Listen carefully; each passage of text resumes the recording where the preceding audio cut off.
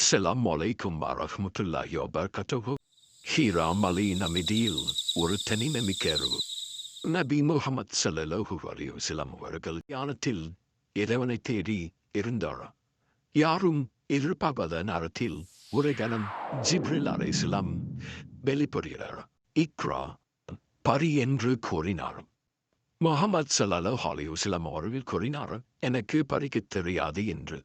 ஜிப்ரில் அலைஹிஸ்ஸலாம் மூன்று முறை இக்ரா கூறினார். பிஸ்மி ரப்பிக்க லதி ஹாலா, பிஸ்மி ரப்பிக்க லதி ஹாலா, பிஸ்மி ரப்பிக்க லதி ஹாலா.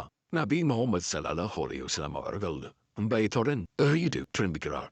அவருடைய மனைவி கதீஜா ரலியல்லாஹு அவரை கட்டி அணைத்து தைரியப்படுத்தினார்.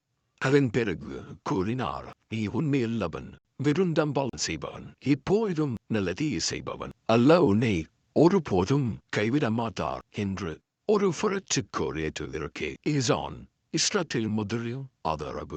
இதிலிருந்தே தொடங்கியது மறைத்தவை படிப்படியான அறிகள். மேலும் இஸ்லாமோட வரலாறு பற்றி தெரிஞ்சுக்காம சேனலை சப்ஸ்கிரைப் பண்ணிக்கோங்க. அப்போதான் நான் போட்ட உடனே வீடியோ உங்களுக்கு வந்து சேரும்.